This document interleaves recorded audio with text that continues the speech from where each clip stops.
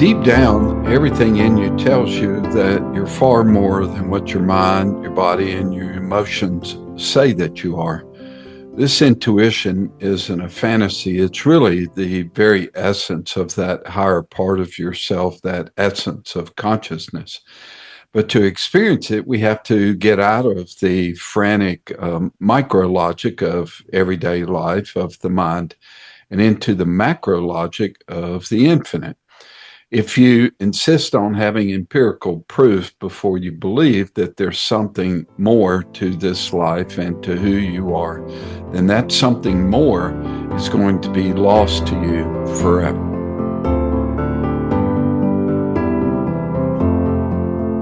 Welcome to Becoming You, where we apply spiritual principles and truth to your everyday life. I'm Terry Hasty. And I'm Haydn Hasty. There's so many things on the brink of collapsing. We're here in the summer of 2026, including democracy.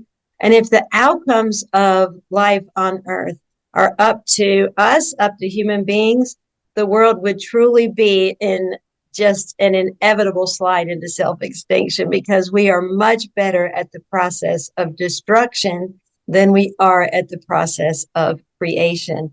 So many people I encounter, I can feel this way too, feel confused and disempowered as to what to do in today's climate. And it can feel so paralyzing. You know, everybody goes through situations like this and events in their life. And, you use the word paralyzing, and my mind immediately went back to, it was a little while, I think, before you and I got married, and I was in a really difficult place in my life, and we were together somewhere, and there was a particular situation that happened, and what was already so bad all of a sudden got a whole lot worse, and it was really difficult for me to function or accept what was going on. So I decided to leave. And so I packed up and went up to Linville Gorge to camp out for a couple of nights. And on the first morning, when I woke up, I was getting ready to brush my teeth, and I was suddenly realizing that everything was frozen. I was camping really close to the river, and I walked over to the river and saw on both sides of the river all the ice that had accumulated over the night, and it caused me to realize that the circumstances that I was in was not going to change for a while, that everything was essentially frozen, so to speak. You used the word paralyzed, and that's exactly how I felt. In any case, I decided to pack up and come on home. Good thinking. this, this was going to be a process. This was not going to change right away. And what I did not know at the time was that I was being forced deeper and deeper inside of myself, because there were no answers or solutions outside of me. And it is really hard to see that in the times that are so difficult, that just take your breath away, where you feel like there's no light at the end of the tunnel. But it does force us inside. And this inner work, it never truly ends, Hayden, even when things started to lighten up. But it begins the moment you acknowledge that the physical substance, your skin and bones you're made of, contains this divine source. You are a spiritual being having a physical experience. And we think that we are the physical being first. The challenge in trying to define this source, this spiritual source, is that the absolute immutable spirit from which you come is completely undefinable. If you label it as this, you exclude that. You may not be able to intellectualize it, but you can absolutely experience it. And I promise you that you already have. And I'm speaking to you, the listener, and to Hayden and me. You know that there's a reality far grander than the one you're currently living. But these moments are understood by really through your intuition and an inner voice, not through the logical mind. And that's exactly why these truths that we talk about on this podcast aren't really as easy to grasp just through logic. And I can't just give you a reading list and you would be there. But you have this knowledge that there's something else going on. It's not just dashing from here to there. There's more to you than your feelings of smallness or confusion. There is inside you a knowing that can sometimes be hard to identify or capture, especially when we just use our mind and our logic. But we can make sense of what we feel through our heart. Well, so many of us have grown up in the American culture, having been trained to see God in a really personal way. But then there's also this vast impersonal side to this issue of spiritual reality. And so, said a different way, but getting it down to the individual level, there's the appearance of you, but then there's the depth of you. I really like that, Hayden, the personal way that I think of as me, my personality. But to see the physical world, we use our eyes, but the heart sees the spiritual reality. And here's the paradox: the spiritual unfolding happening within you doesn't depend on your physical circumstances. It's the other way around. The physical is entirely dependent upon the spiritual, and not the dogma, kind of the structured spirituality that you may have been taught, but the deep spiritual reality that is. The finite depends on the infinite. The infinite, however, does not need the finite to exist or to be infinite, but it does need the finite, in other words, you and me, to express itself. Any human system that disconnects from the infinite is a system that is destined to fail. When you operate solely from the micro logic of your mind, you are living in an illusion. It's like the Matrix. That's why your intuition is a far better guide than your brain many times. True enlightenment isn't waking up one day and realizing you finally overcame depression.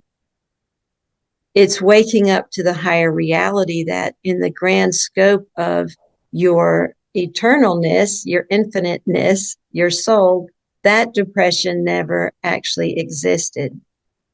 Even though it felt real, painfully real in your physical life and in your relationships. What looks like a miracle to move past that to your mind, it's like a miracle, is just standard operating procedure to the vertical.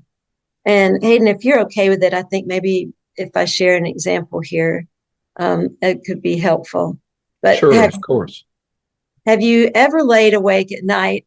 This is pretty much a rhetorical question. Have you ever laid awake at night and your body desperately wants to go to sleep, but your mind says no way and just takes over?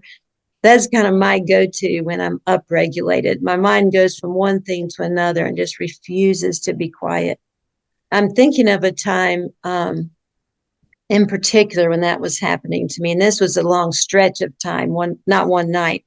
Hayden and I had started the business. We weren't making much money at all. We had 4 children, groceries, rent, all the things that go along with life, our physical life. And I would lie awake at night and spiral into these what ifs and, why isn't? And this circling track of fear that not only kept me from sleeping, but I could feel my heart racing. I could feel like I had bees in my brain. When that happens, that is not your essence. That is your ego. And the truth is, none of the fear and worry was based in reality. It was based, well, on the illusion that I'm in control in the first place, and also the illusion that everything is unfolding as it should, and that I am, the illusion is that I'm not held in safety. But what we do control, of course, are our responses and the actions that we take. So one morning I put aside my self-doubt long enough, this was back in the day, to get out the yellow pages, and I just looked for someone to call.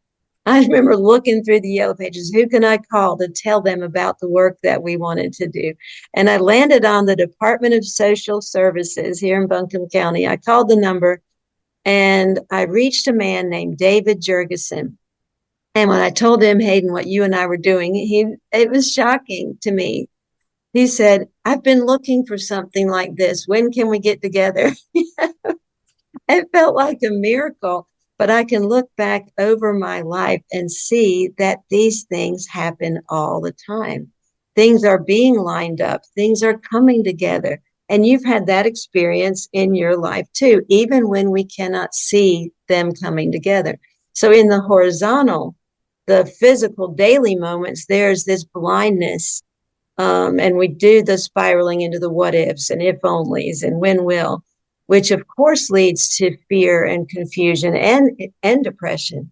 And when we apply the spiritual principle that everything is either good or it is working toward the good, then we can collaborate with this unfolding in the vertical rather than be so shocked and surprised when it shows up.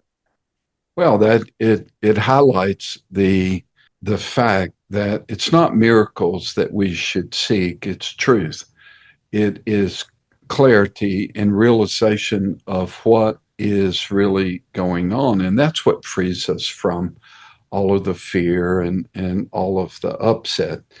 This work, this movement from the horizontal to the vertical, this movement from the mental to the spiritual that we are abdicating is not about understanding the vast complexities of the infinite of the universe itself, but it is about understanding the vast complexities of you. And consciousness is so much simpler than self awareness. I'll give you an example. Imagine that you and I are talking, and I reach down, pick up a baseball bat, and I show it to you, and I ask you, I say, do you know what this is? And you say, no, I've never seen anything like that. And what that means is that because you don't know what a baseball bat is, then you really don't know anything about baseball. But notice that it doesn't keep an individual from thinking that they do know what it is all about. However, under the circumstances, what you say that you know about baseball, even though you don't know what a bat is, it's just stuff. It's just the content of your mind. And So, your life. Hayden, I'm sorry. So, Hayden, are you saying that the baseball bat is an analogy for consciousness or for me understanding how I work from the inside out? Well, what I'm saying is life is very similar to the baseball bat. If I ask, for example, another question and I say, tell me about your life, well, we could be here for days and weeks and months talking about that.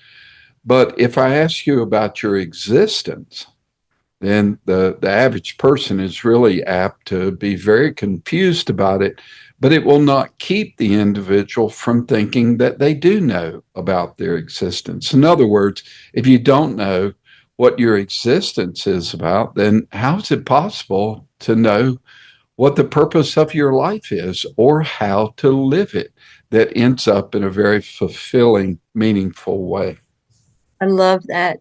So just because your mind doesn't understand something, that doesn't mean it doesn't exist. And Or just because it thinks it does doesn't mean that it's real. So there are two oh, sides of that coin. right. And we'll argue till the cows come home that what we believe is real, even when it isn't. So, what is completely unknown to the brain about how to live your life, how to turn possibilities into reality, is completely obvious to the infinite and sometimes even to other people watching, but sometimes we can't see it. And remember, you are that infinite. We're just kind of playing this cosmic game of cat and mouse with ourselves. One of the things, Hayden, I don't know if you remember this, when we got things squared away with David Jurgensen and we'd been meeting with him several times, and we had this program developed for the kids in foster care that we were going to be able to work with then for 10 years. Do you remember that he pulled out a bottle of champagne and poured us each a little glass and said, I'm so excited to be able to bring this to fruition, to be able to help these kids. And it was such a wonderful experience. It was that powerful that, here I had just called him, but I don't think I just called him. I look back now and realize that everything was unfolding how it was supposed to in this magnificent way. Exactly. Over the last few decades, Hayden, we have made a lot of progress in self-awareness. We do understand, many of us, kind of the mental, physical, and emotional aspects of being human. And those aspects of our emotional and our mental and our physical kind of stabilization is absolutely vital. And I can tell you that the reason it took me so long to find that stability was because I was trying to stay in mind, body, and emotions. The reason I would still lie awake at night and kind of spiral was I wasn't connecting to the spiritual quadrant, that fourth piece that turns the triangle into a square. And without the spiritual quadrant as your foundation, trying to figure out who you are, it might be entertaining for a while. There's a lot of drama with it, but it's ultimately just another cat and mouse. It's just another illusion. It's a necessary part of the process until you wake up and see this different reality. But until you do, you're not only going to fail to find what you're looking for, but your life will just eventually be repeating itself. It's that closed tape loop where so many of us get trapped. And listen, if you want to break out of that loop with a group of people who are doing the exact same work, we'd love for you to join us in our monthly online community. It's called the Becoming You Journey. And it's wonderful. It's just packed with wonderful resources that you do in your own time. And then we come together as a group to talk about these topics and to grow together. You can find the link in our show notes or also at our website, truthspringasheville.com.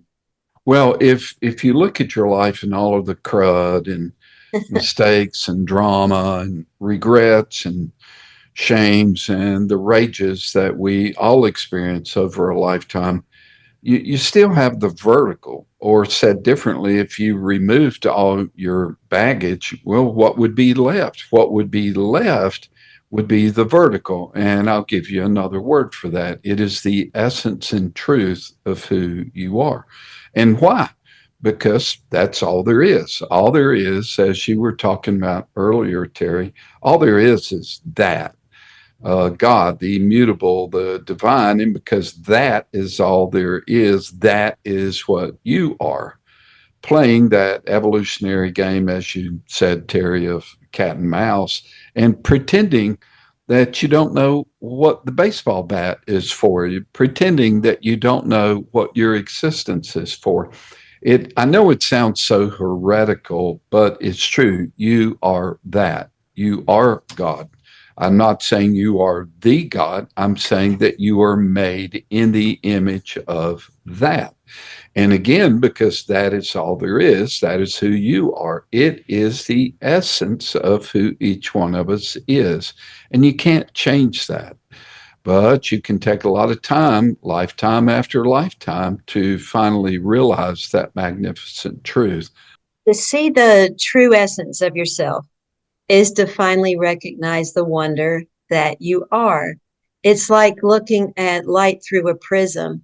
We might, or we do reflect differently, in our individual way, but we're all part of that collective light. It's about learning to love the being that you are, because until you do, you're always going to be trapped in the illusion of loneliness and separation.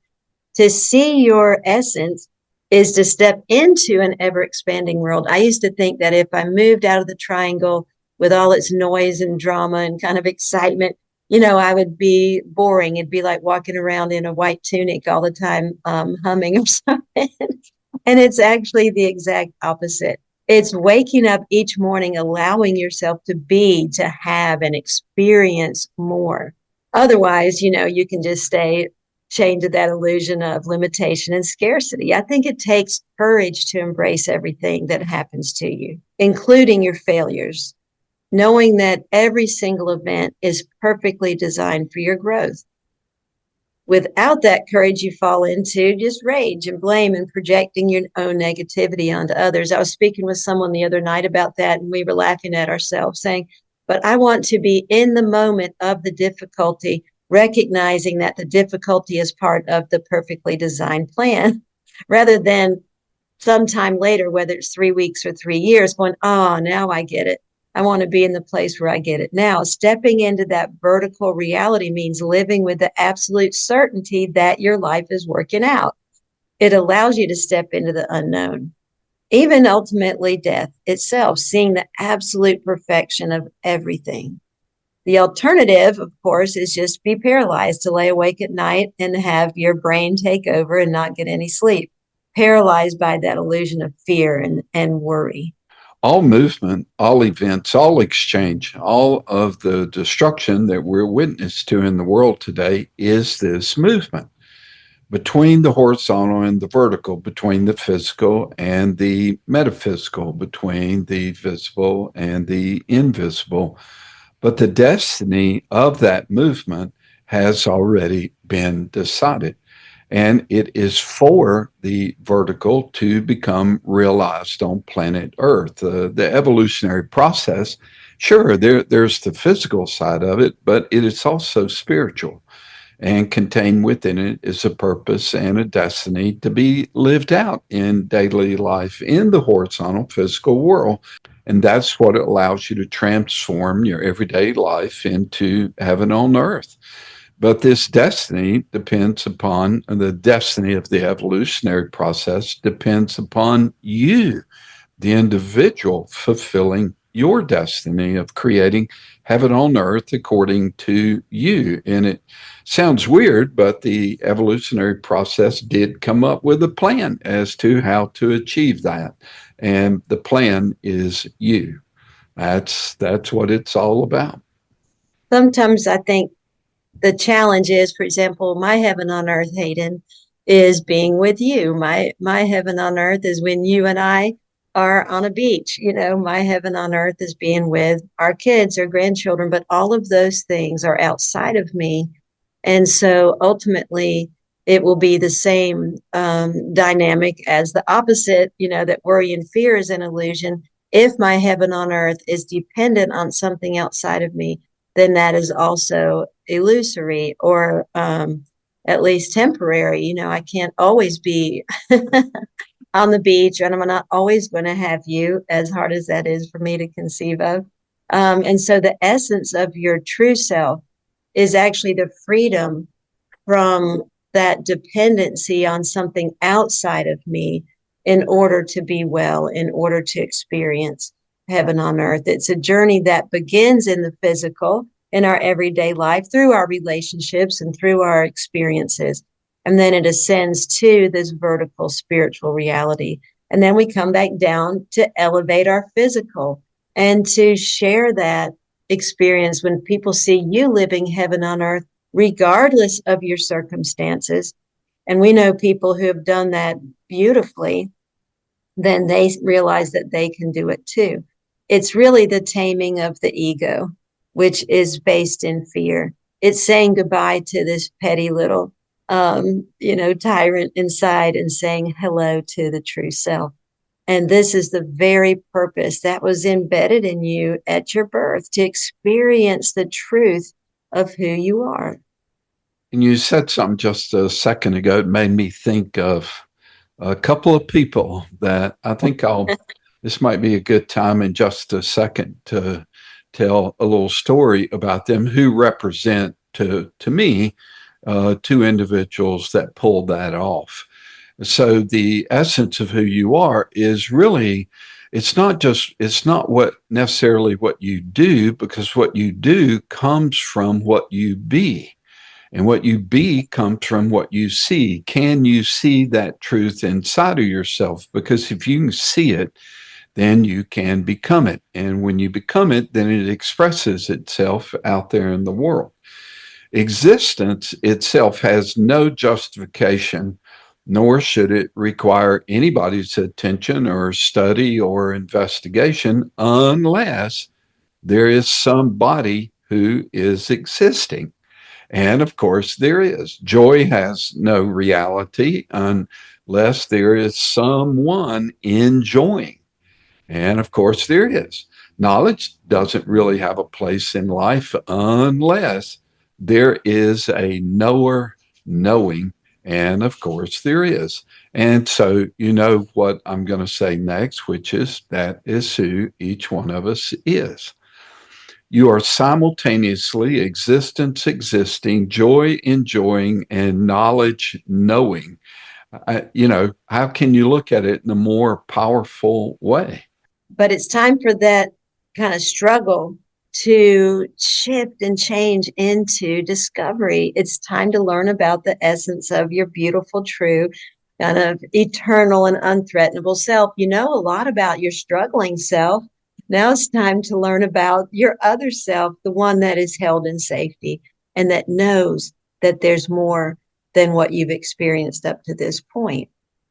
What you just said, that gives me a chance. I think I'll share a little bit about those two people at this point. Good. I was 20 years old. I was working construction that summer home from college and was working on an aluminum roofing crew. And there was another kid who was part of the group. If my memory is correct, I think he was around 16 years old. He had already left home because of the difficulties he had been experiencing at home and was not educated. My memory is that he did not graduate, was not going to graduate from high school, had I think started, and I could be wrong, but if my memory is correct, that he had started working on a farm around the seventh or eighth grade. And, but I liked him. I really, I thought he was an interesting character, but also realized that we were from two different sides of the railroad track, so to speak. And that he had no support. He was pretty much on his own. And there were a number of times as we came back through Charlotte, we would have about an hour drive, and he and I often sat together in the back seat of this large truck because they would pick us up to take us to the work site. And it gave us a chance to talk. And there were a number of times that when we came back from Charlotte, that we dropped him off over in an area near Wilkinson Boulevard in Charlotte where he had a second job.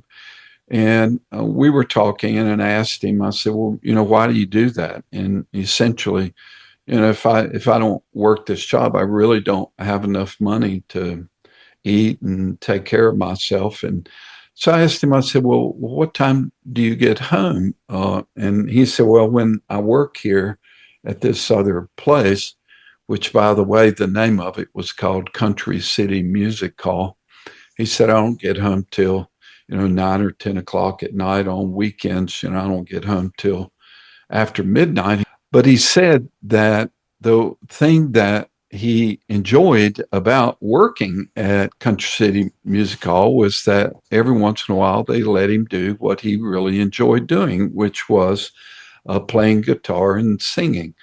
Of course, I gave him no credibility for that. Here's a kid from way out in the holler, so to speak, and he's not going anywhere. He's not going to be able to, accomplish much of anything. And it wasn't, I think, but maybe about 10 years later, I could be wrong. And I was in the car listening to the radio, and it was a song that came on the radio. And then there was some discussion about the singer. And all of a sudden, I realized that the kid that I knew, Randy Trawick, had changed his name to Randy Travis. I was in absolute shock and awe about what had happened to this kid. And as time went by, it was so easy to see that he could see in himself what no one else could. And that was his passion. That was what he loved to do, in spite of his circumstances. We are learning from people like that. And Terry, you and I, we were in the classroom for a very long time of witnessing, being around all the time kids who made incredible progress in their life, of overcoming difficulties. The circumstances do not determine your essence. The circumstances do not determine how you decide to express that essence of who you are. And Hayden, I think that's so powerful because as you've talked about that, and I've thought about Randy living in a barn and he was 14 or 15 years old, dropped out of school in the ninth grade, that he had the perseverance even because it was like 10 years of living in difficult circumstances on his own from 15 to about 25 when you heard him on the radio that first time. So it's not like a magic, switch flips and all of a sudden he's rewarded for paying attention to his essence. Well, here's the invisible at work. And once again, here's the essence of who we are, that if we will choose to learn about it and have the courage to follow it and pursue it, things happen. Things start coming together. But as I was saying, the story doesn't end there. I had a young man in class for several years. The kid's name was Mark Winchester. Mark was a good kid, and we had a great relationship. And he was a bass player, and I played acoustic guitar. And sometimes he and I would bring our stuff to school, and at lunch or during the free period we would play. And so when the time came for him to graduate, he went to Carolina, if I remember correctly, to UNC, and off he went. And, at Christmas time the following year, which a lot of high school kids who have just graduated will do, they'll come back and visit their teachers, at high school. Now, you're probably never going to see them again after that, but I was in class. It was very close to Christmas. College students were already out. And I happened to look out the door. I saw some movement out there through the glass in the door, and I saw him standing there. And I could see the look on his face that, it wasn't like, a big smile and waving at me and saying hello. I could kind of tell something's going on. So, he had to wait till class was over, and then he comes in and we give each other a big hug. And I said, what's up? What's going on? And so we sit down and he says, Mr. Hasty, I have to talk to you. I have to tell you something. And I could tell, it was serious. And I said, sure. I said, what's up? And he said, I need to tell you that I dropped out of Carolina yesterday. And I immediately moved into my judgmental self, my kind of adult Adult. self. And, how could you do that? Look at what you had to go through to get into Carolina. What were you thinking? This type of thing. And then he explains to me when I asked him, I said, well, what are you going to do? And he said, I'm going to go to Nashville and try to make it. And of course, I just like the Randy Travis thing, I discounted it. I gave it no credibility. What's going to happen if that doesn't work out? I mean, it's obvious as you go back and look at these circumstances, he was in touch with something that I was not. And so off he went. And years later, Terry, you and I got married, and we moved to Asheville. And one night I was lying on the bed channel surfing, and I went through CMT, and I went, what the? And I hit the back button, and there was Mark Winchester playing stand-up bass for Emmylou Harris. And I literally almost jumped off the bed and grabbed the phone. There were no cell phones at that time, called directory assistance. In Nashville, she gave me 3 different numbers. There were 3 different Mark Winchesters. And I think it was the second call that I made, and this person answers, and I said, my name is Haydn Hasty, and I'm looking for Mark Winchester.